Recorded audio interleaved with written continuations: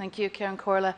And I too would like to thank all the other members here who've supported the motion today. And I'd like to thank the Minister for his contribution. But Minister, your contribution, I was incredibly disappointed with it. It doesn't address the issue. I think in order for us to solve a problem, we first have to acknowledge that the problem exists. And when I look through the counter motion that you put forward, you don't seem to believe that there's a problem with poverty in this country and with child poverty in this country. And actually, it seems that you believe that the steps that you've been taking, and actually not even you, but previous governments have taken, are sufficient for us to address the major issue of poverty we have. Setting a target to pull 70,000 children out of consistent child poverty over a 7-year period. Even by setting that target, the government at the time acknowledged that it was okay to leave 35,000 children behind. I don't believe that it's okay for any child in this country to live in consistent poverty. And I think any child that does live in consistent poverty reflects a failure of this government in its duty of care to those children. So when we set targets, we're acknowledging that we're okay with allowing a certain number of children to fall between the cracks. That is not okay.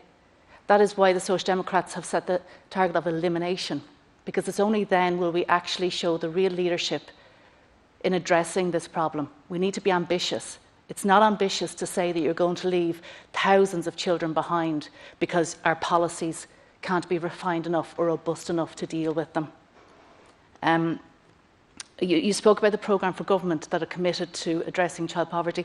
The programme for government doesn't even mention the word child poverty.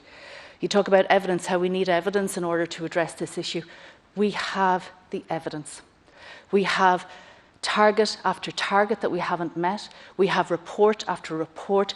One family they've conducted, there's been 12 reports on one-parent families and poverty.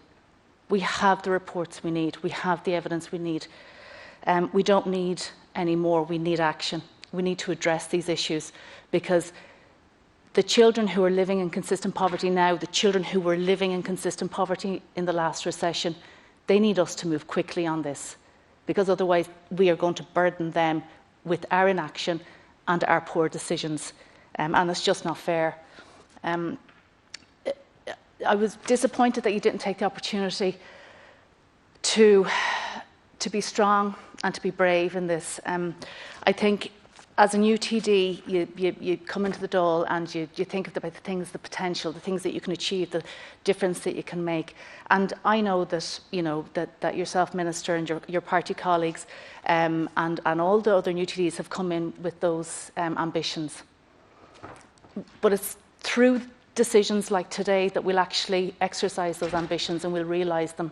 It's not by postponing, it's not by playing politics with it, it's not by taking a motion that is a solid motion. It is not by taking that motion and ripping every part of it out and putting in something that's wishy-washy with no concrete targets or objectives. That's not how we're going to address this issue, and the children of the country deserve much, much better than that.